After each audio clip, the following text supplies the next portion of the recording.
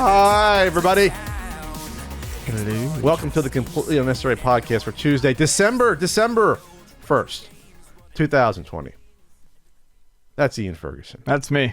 My partner. I'm Pat Contry, one of your party hosts for this podcast. On this show today, we'll be talking about Super Nintendo World set to open with an update on it.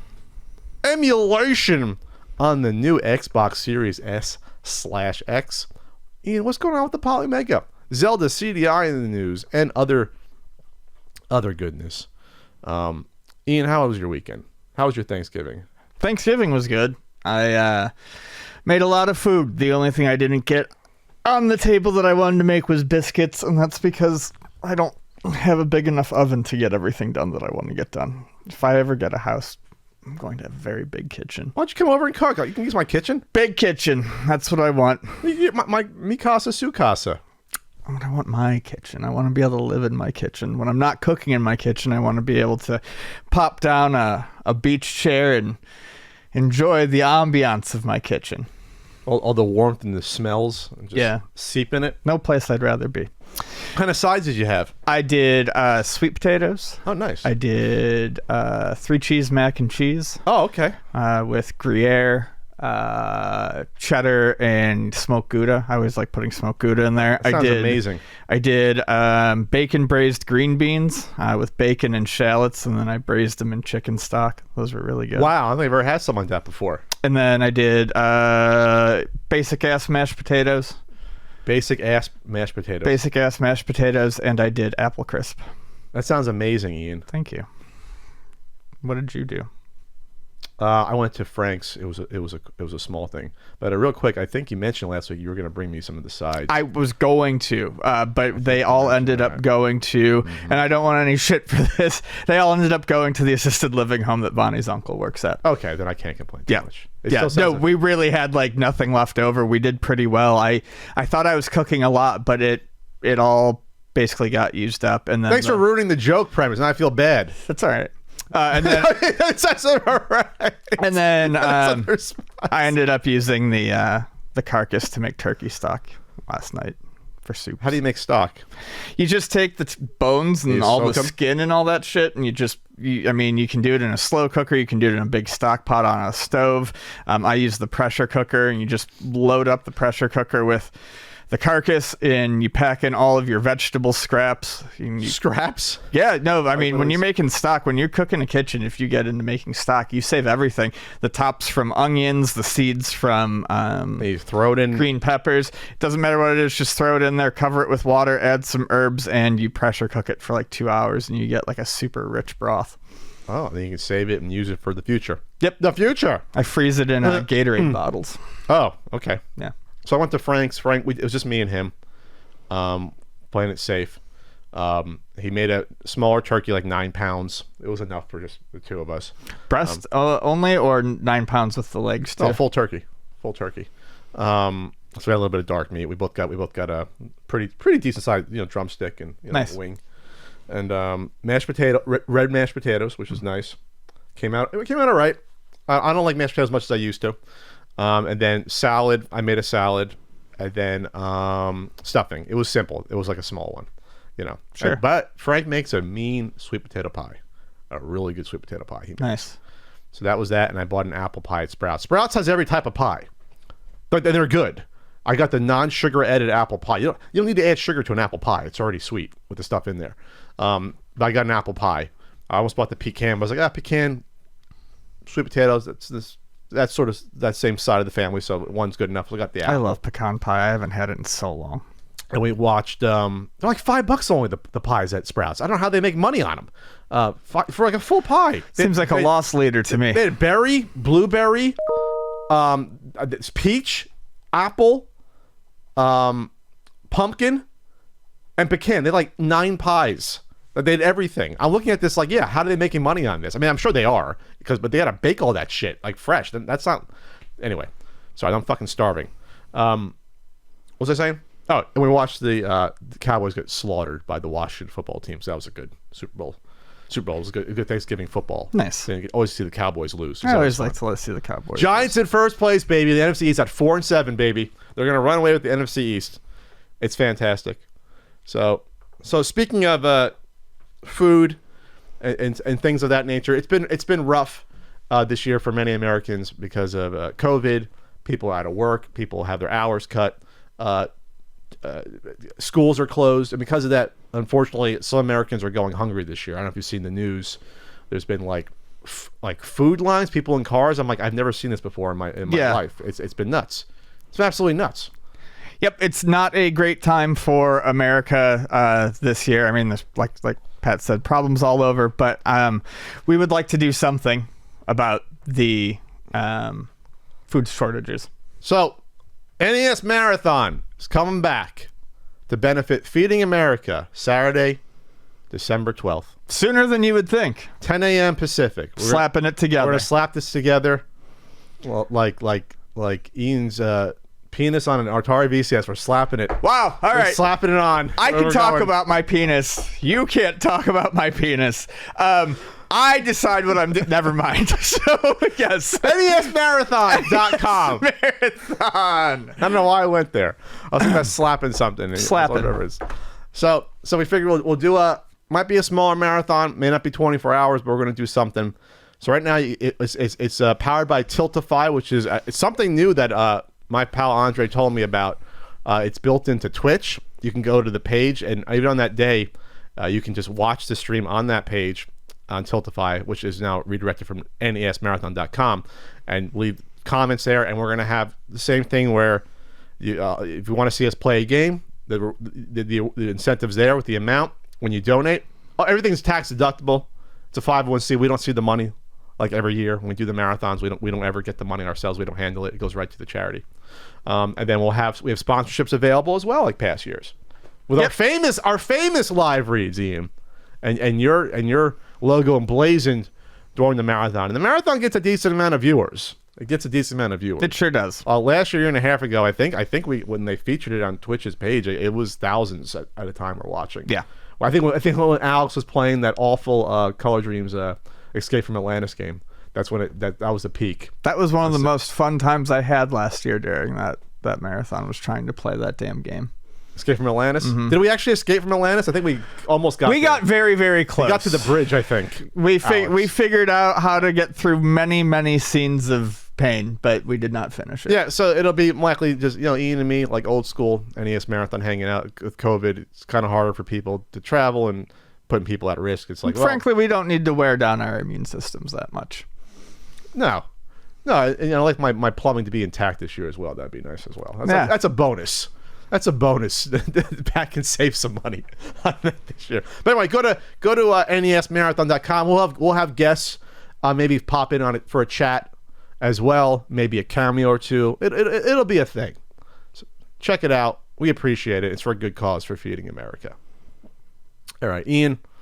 Yuri Geller was in the news connected to Nintendo, which I didn't think this was going to be a thing. So I never knew about this in the first place. I guess I just missed it. This seems like something I would have known. But Yuri Geller, the magician who is illusionist, who is known for bending spoons and stuff like that, allegedly, apparently had a tiff with Nintendo it was close to, I think it was 2000, over what he said was his likeness being used, appropriated for Kadabra.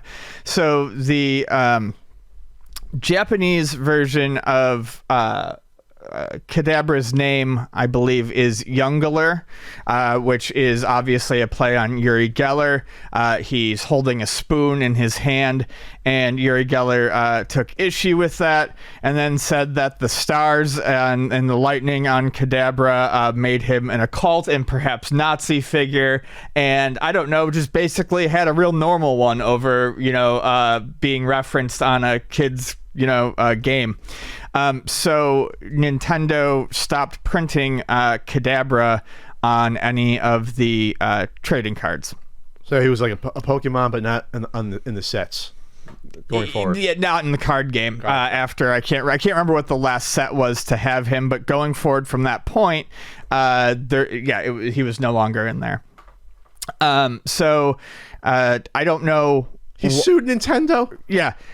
So due to in an email he wrote to the gamer, he wrote that due to the tremendous volume of emails I am still getting begging me to allow Nintendo to bring back Kadabra Youngler, I sent a letter to the chairman of Nintendo giving them permission to relaunch the Yuri Geller Kadabra Youngler worldwide. And he was, in another statement, he was referring to it, I am excited to see my Kadabra card printed again. He's very much like... I don't know. This guy sounds like a fucking asshole. Oh, no. Yeah. I mean, people have alleged that he's just, he's not really doing this shit, obviously. Well, of course not. He's not bending a fucking spoon with his mind. It's not a thing. Yeah. But I haven't heard of Yuri Geller in like 15, 20 years. So just something to get your name back in the news. Yeah. I guess, because you're forgotten about. You're not on Johnny Carson anymore. Try to pull this bullshit. So why not just do this? And it worked. Here we are talking about you, Yuri Geller, in a not particularly fantastic light, and people will forget about you again soon. If I was Nintendo, I would have just said, okay, we're gonna change the name, and we can have a Pokemon with a fucking spoon. You don't own that. Right. Come after us if you want. We'll just fucking crush you in court. Nintendo was probably just like, we're not gonna deal with this lunatic. I guess it's not worth it. It's like one character out of whatever fucking 200 Pokemon they have or whatever. It's like, who cares? We're gonna just deal with it. So, is he still doing this shit? Is he still touring Yuri Geller? You really think there's only 200 Pokemon? I don't know. At least, what is there, like 500? I don't know. Do I look like I'm not a Pokemon person? There's like 897 or something like that at this point. That's enough. I think that's enough. There's a lot of. Does that include the transformations, or is that just the? No, that includes base? Everything. Every version. Oh, so there's less than that then, because each one has what, 3 or 2 forms? They're all considered individual Pokemon. Oh, that was closer to being correct. There's like 300 Pokemon then, if each one has 3 forms, right? I'm right about this. Oh, Pat, you're not going to be right about this. Not in the It's not a different Pokemon if it's a different form. It is a different Pokemon. It's like a Transformer. All right. Optimus Prime isn't both a robot. I mean, he's one Transformer. He's not 2. Right? Is it? They're like Transformers, aren't they? Kind of. Not really. They molt. They molt. They molt. They molt. Yes. Okay. All right. They evolve. That's the most famous part of Pokemon. It's the molting. Yes. What the fuck? Okay. Yuri Geller. I'm trying to see. Oh, there's a laundry list of him in litigation with. From what I've heard, he's very litigious. He considered a suit against IKEA over a furniture line featuring bent legs that was called the Yuri line. URI, really? Considered it. Well, Jesus Christ. It's going to come after us. Here's it. Oh, he sued Nintendo for 60 million pounds. 60 million pounds. It was. Wow. How did that end up here? Yuri Geller, my respect for you is bent like a spoon that you don't own. He said they stole my identity by using my name and my signature. His identity was stolen by a cartoon character holding a spoon. Yes. So they just they said it would not be used until an agreement was reached. So they never reached an agreement. They were like, "Fuck you, we're not paying you any money." Yeah. Probably like, "We're not going to pay you anything." So now he's probably realizing they're not going to pay me anything. I'm getting older. I'm in my 70s now. I might as well just let him use it. People don't like me.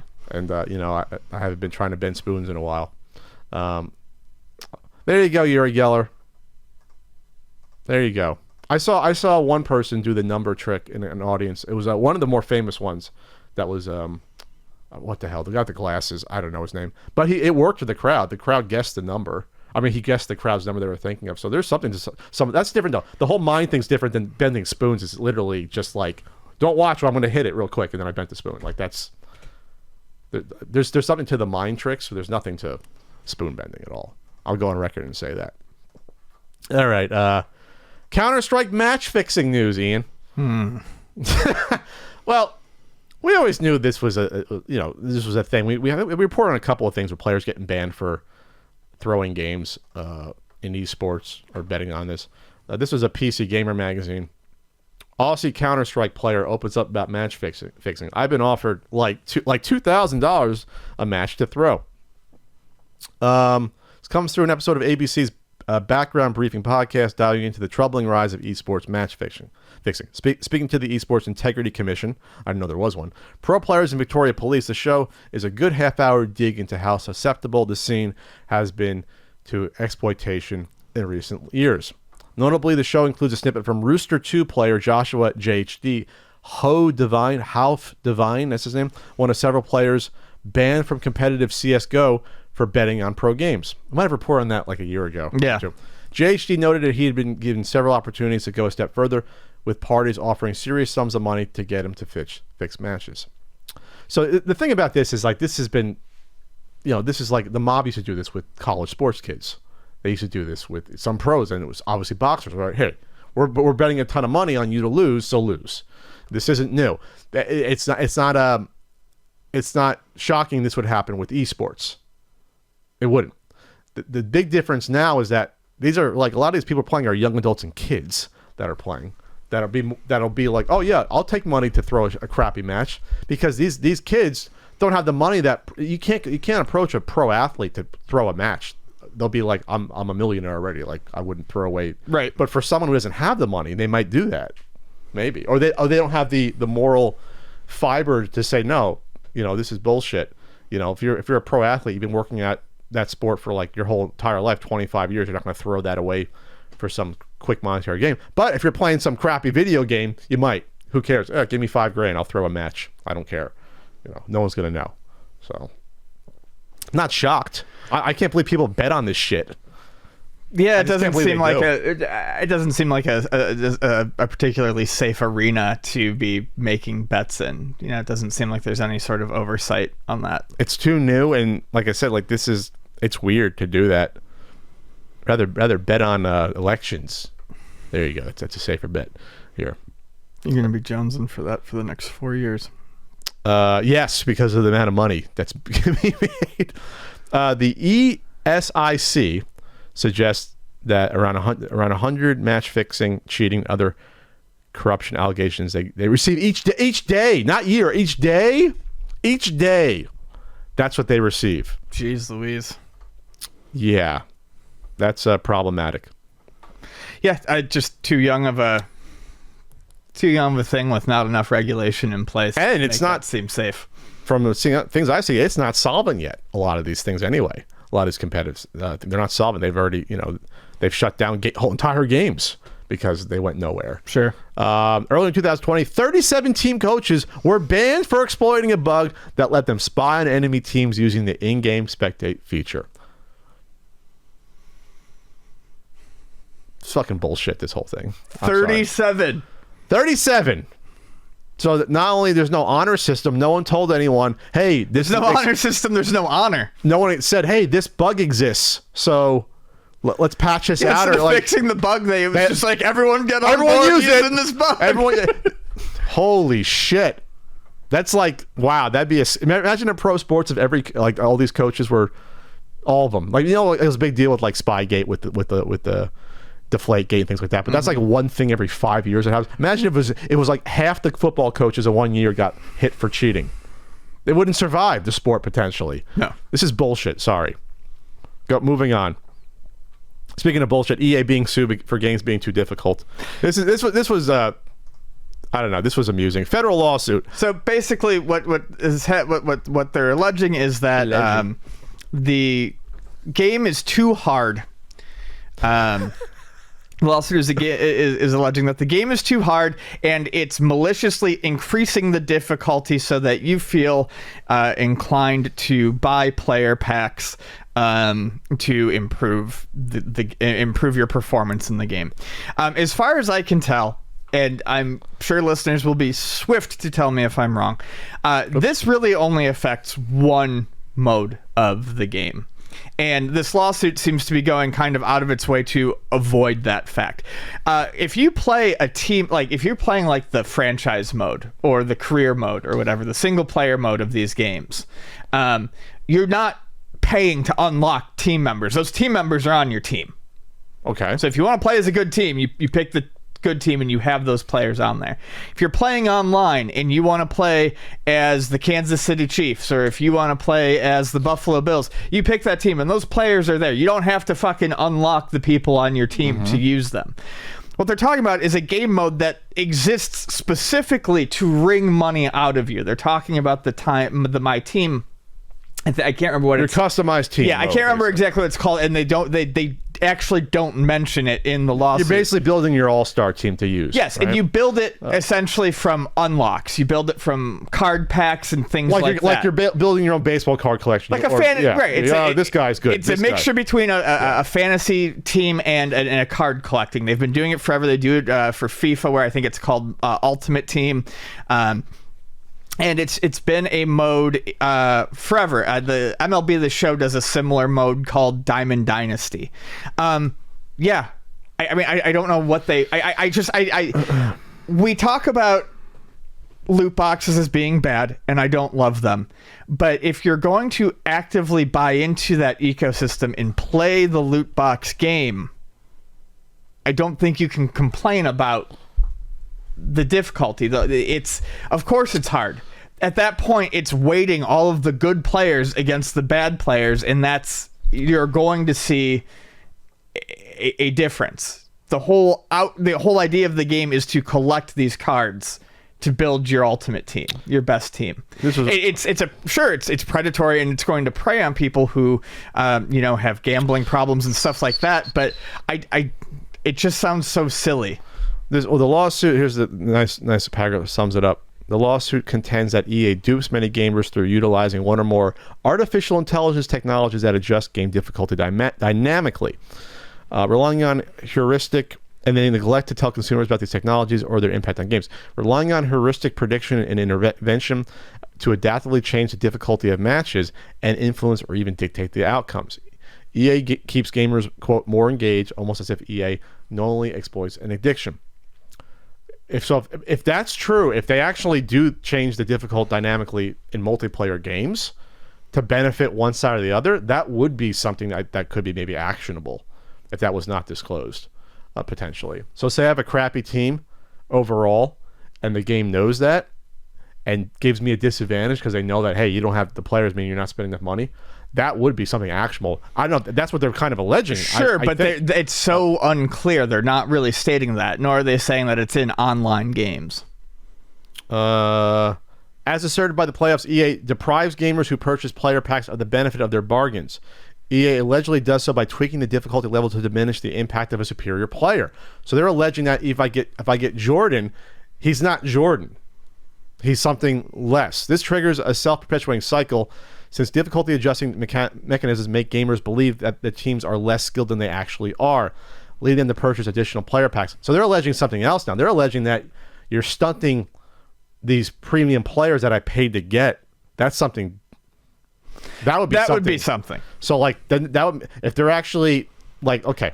If they're saying their stats are such and such, and they're actually playing them in the game as stats that are at a lower level, yes, yeah, absolutely. So they're basically saying if I get a 95 level player, but he's playing more like an 80 level player, if they can prove that, then I think that would be something that would be a scandal. Sure. Because then I'm addicted to try to get these players, and they don't know as good as you're telling me they're. So they got to obviously have evidence about this. It's not just like, well, it seems like my guy's not playing as well. If they can, depose EA and then look into this, that would be big. But this is like a long way off. If they did that, that'd be obviously the biggest scandal. Oh, that would be massive. Yes. But that's not changing difficulty. That's outright lying about the stats on your card. Well, I mean, changing difficulty is like in terms of it's making it harder when I have players that shouldn't be. Players should be better than what they are playing as.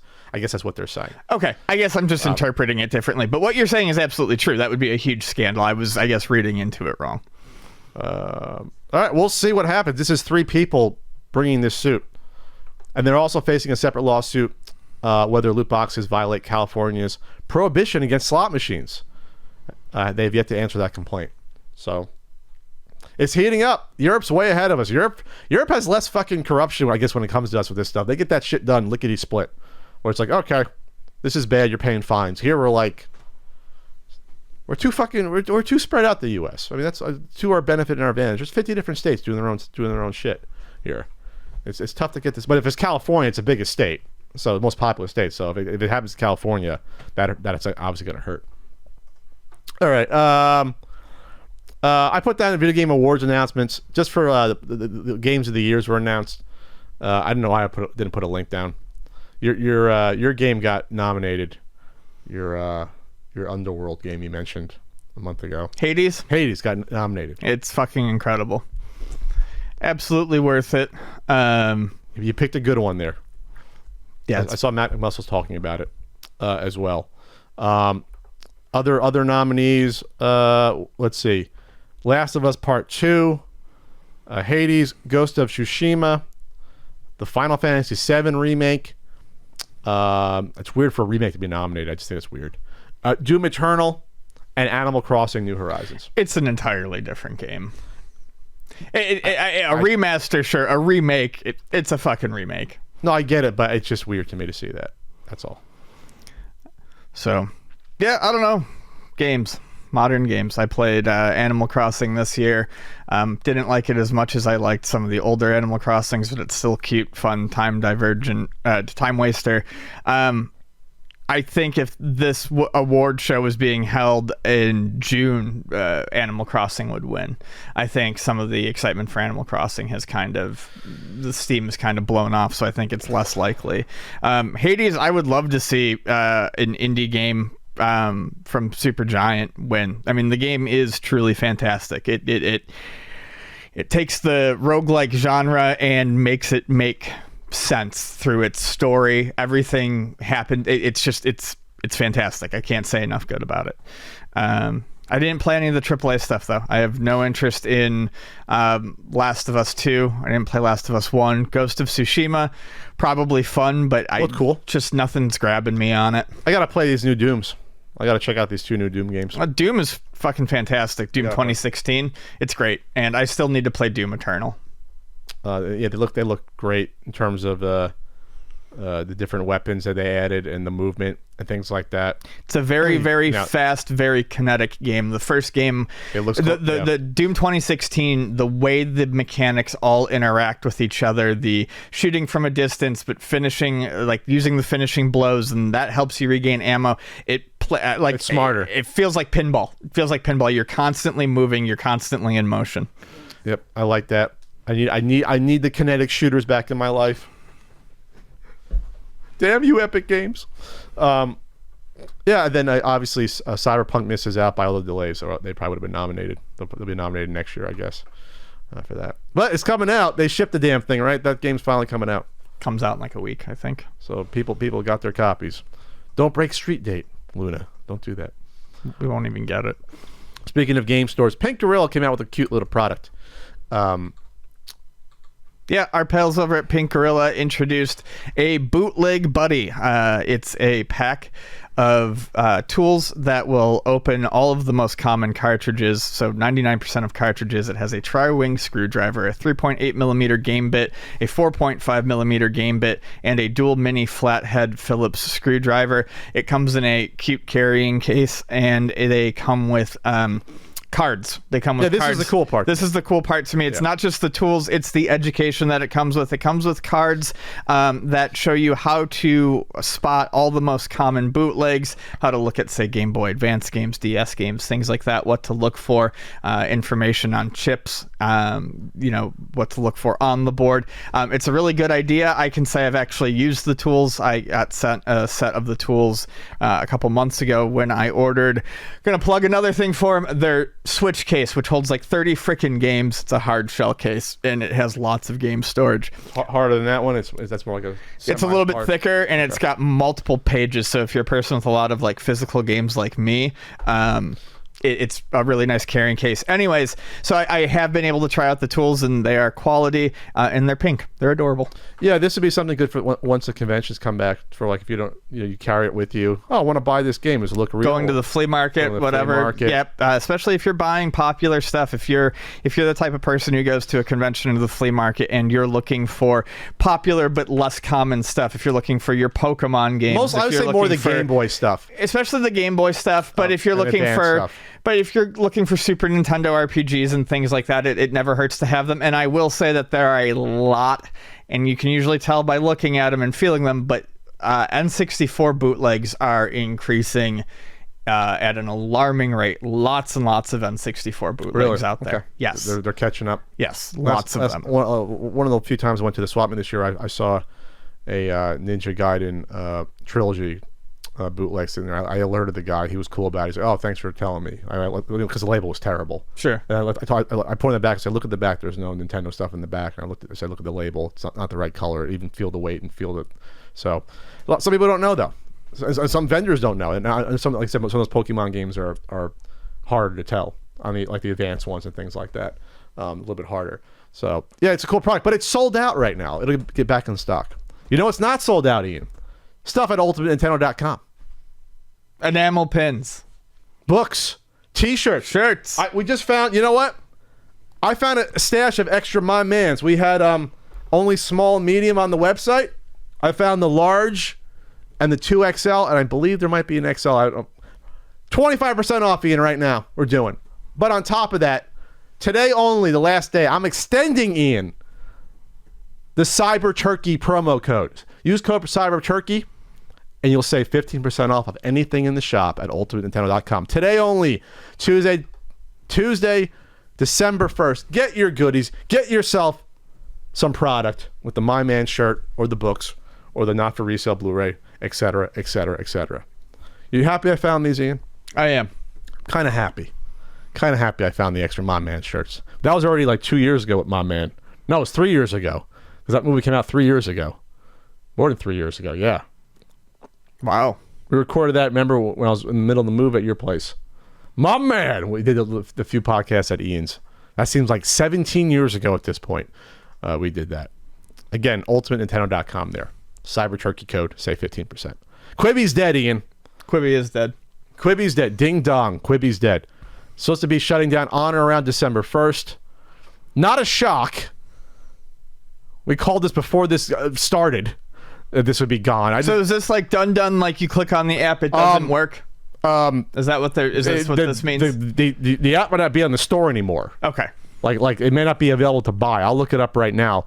But it sounds like you wouldn't be able to view anything on the app anymore if you had it like that. They're just shutting down. Sure. They're pulling the clamp, and just the servers are getting shut down. Less than 7 months. Less than 7 months. We've been going through lockdown and COVID longer than Quibi's existed in the public eye. This is the most catastrophic failure of a public startup that I can't remember something failing this big, this quickly. This is insane for something like this to go down in flames like this. They don't know what will happen to the dozens of original shows on Quibi, which has licensed from a range of A-list Hollywood talent and media companies. At this time, we do not know if the Quibi content will be available anywhere after our last day of service, the LA-based startup said in a message on its customer support site. We recommend following hashtag Quibi on Twitter for any news regarding content. They privatized the Quibi Twitter account yesterday. I saw that. Oh, wow. So it's like, no, it's getting rolled up. Almost like fly by night. We're done. Everything packed in the truck. We're gone. We're gone. We're not slowly leaving here. As of Thursday afternoon last week, Quibi app was still prompting first-time downloaders to create an account with a 14-day trial and asking returning users to subscribe for $5 a month with ads or $8 without ads. With no notice that the service was soon going dark. Quibi's partners had no advance warning about its shutdown, and many are scrambling to find new homes for their productions, including CBS Studios shopping Liam Hemsworth and Christoph Waltz's dystopian action series Most Dangerous Game. So there you go. All right. Hopefully they bounce back. Hopefully stuff like the Reno 911 revival, someone picks it up. There'll be some shows picked up. 95% no, will never be seen again. You won't see 95% of this shit again. No. Well, a few might be picked up. I can picture Reno 911 being picked up. That's popping up that someone will, Hulu or someone will pick that up. I think that could, yes, be salvaged. Of course, good old Katzenberg blamed COVID again, tone deaf, not realizing you just failed because you had a shitty idea and executed it even worse. Said that our standalone business model is no longer viable. It was never viable, Jeff. Never viable. The world has changed dramatically since Quibi launched on April 6th. revealing that he still ultimately blames the COVID pandemic for his brainchild's failure to take off. When everything else has taken off, online streaming, video games, everything else, people are clamoring for content. Jeff, it's the service, buddy. Yeah. It's not entertainment COVID. Is the one thing we all want right now. There's no movies to watch in theaters, so we're watching more shit at home. COVID did not destroy it. Your horrible idea and disastrous delivery method destroyed it. It was horrible. COVID probably helped it, and that's It might have hastened it a little bit, but it wasn't good. It's not like that people are going to work, they'd be looking at awful Quibi shows in their fucking cubicles. Yeah. On only their phones. People are not having, in no alternative future are people having water cooler breaks over the hot new Quibi show. Over the girl with the golden arm. That's not happening. Or I don't know if you saw it, I got a couple of tweets directed at me yesterday about it. Apparently there was a Jack Sparrow show that was entirely about 13 Jack Sparrow. It was called Jack Sparrow House. It was about 14 Jack Sparrow impersonators. No, it wasn't. Yes. All living in one house at the same time. And the contest was if you broke character, you got kicked off the show. I think this was made up, Ian. I'm looking at this. I don't believe it is. This one website said it was made up. Oh, okay. Some evil genius made the internet think there's a Quibi show about Jack Sparrow impersonators. Here's the point. Quibi's content's so bad. I'm might sorry. even believe it. Okay, so it is fake. It is fake. Here I am getting caught, but there's nothing about it that led me to believe that it wouldn't be true. Because they took any idea. Yes. All right, so sorry. Jack Sparrow House is not true. That was. I mean, I almost would want to watch that. That'd be funny as hell. You couldn't break character. That's fucking hysterical. All right, Ian. Game preservation news every week. This is the golden age of game preservation. This is like we're finding this shit locked away, people's closets, shoeboxes, on servers. This is fantastic. Freaking breaking into people's arcades to fix them and dumping the ROM secretly. This is the greatest thing ever. This has been happening the past year or two. So the port of Superman 64 for PS1 was released to the internet. Yes. And right when I said that, the page is down. Page has not been found. Did they take down the page? They may have. This person take down the page? It was available this morning, even still. You could have downloaded the RAR file. Well, DeviantArt seems like a bad place to post, copyrighted stuff. I feel like, they could have gotten a cease and desist on that. So now we can't read about it. So basically, it was this guy, Digital Explorations. I skim read it yesterday, and now it's down already. So you can't access it. This guy was on I guess a forum for this stuff like 10 years ago. He'd won this off of eBay along with I think like an earlier version of Resident Evil. I think he won for PlayStation, and there was some drama on the forum. People got butthurt, which happens on forums, and so he decided not to release this version of the game that no one had seen, but just because of drama on forums. He kept it locked away and decided to just put it on the internet. I guess in the past few days. It was 3-4 days ago. And now the post is down. Obviously, people grabbed it by now, though. There was a download link to it. And it was, I guess, a cleaned up version of Superman 64 for the PS1. It was, I guess, I'm guessing a PlayStation version. It looked like a PlayStation game, played closer to how it should play. And have you seen anything on it? Is it back up anywhere? Or I just ran a search. I'm reading something on Engadget, but basically, Frank's post is here saying the write-up on it that was up there is full of weird scene drama involving deleting files because people were mean, and also something about publishing Resident Evil 1.5 fan fiction as a physical book. I understand about half of it. Really nostalgic for early 2000s emulator drama.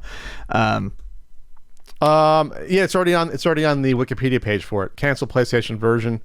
A build of the game dated to June 22nd, 2000 was eventually uploaded to MediaFire on November 28th, 2020 by Richard Evan Mandel, who announced and linked to the build's release via a journal post on his DeviantArt page. So people already re-downloaded this. There'll be news about this coming out.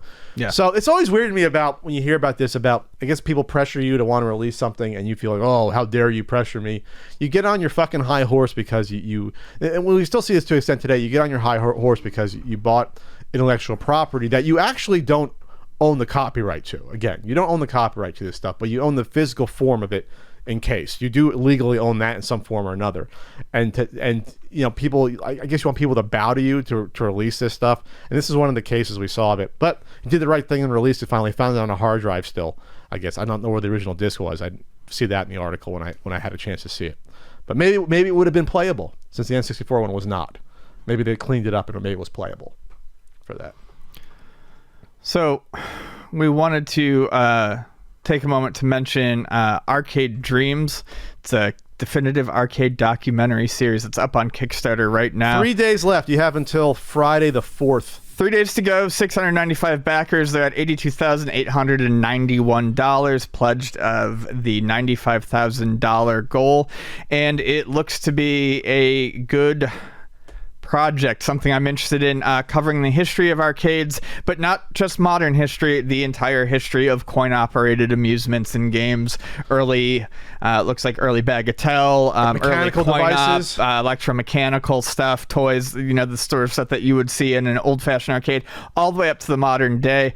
It's, I believe, a 3-hour documentary is what they are saying. Three 60-minute episodes, but they're stretch goals. I think if you back, there'll be like little mini things, and I think the more money they get, they'll probably be able to do more post-production and shoot more, because they're not done shooting. They've shot a decent amount from what it looks like, but with COVID, kind of hard to shoot documentaries right now. So that's the issue. Probably won't be able to shoot anything until, I guess, in like the summer of next year. But looks like they have their ducks in a row. They did an Amiga documentary, this team, a few years ago that did pretty well, it looks like, on Kickstarter. I briefly chatted with the director just to get more information about this, but yeah, there's more to shoot, but it looks like a good project. I'm liking that we're getting more of these sort of projects out there in the open. I would just say that I hope they get more funding, because 100 years of history in 3 hours is not enough. You know, we're talking arcade games, pinball games, electromechanical, purely mechanical games like the stuff you see in the San Francisco museum. What's it called? The Musée Mécanique. We're talking incredible stuff that, at this point, some of those are one of a kind. When you go to see some of this stuff that's 70 years old, some of this stuff, you know, little soccer players, yep. You know, games like that. It's incredible. Talking about the light gun shooters from the 40s that they had. Some of the arcade games that still exist today from like the 70s that are purely pre-video game. They're electromechanical, like driving games and shooting games. Go watch when you see the movie Jaws. There's a little arcade scene real quickly. They walk by the kids playing. Remember, this is before like mostly video games. Yeah, they had Pong, but not much else, and they're playing like little light gun games and arcade games where literally there's a physical car you're moving back and forth, you know, on a vinyl like track, mm-hmm. basically. But it still keeps score, like counter. Like this is incredible stuff that a lot of this stuff doesn't exist, and we don't have a lot of history about this stuff anymore. This is before most people's times, and I have to imagine when a lot of these games were produced, it's not like they produced 1 million of these things. Sure. Of these purely mechanical games. That didn't happen until you got to like Space Invaders. Then you're pumping all this shit out to that extent. So it's a fascinating history, and plus, you know, this stuff was illegal in the U.S. for a time. You know, pinball and things like that, they were seen as like gambling devices, bagatelles, for some weird reason. So there's sordid tales and stuff. I love to hear about the early days of like Bally, you know, things like that from historians. So this is a cool project. I recommend checking it out on Kickstarter. Arcade Dreams, the definitive arcade documentary series.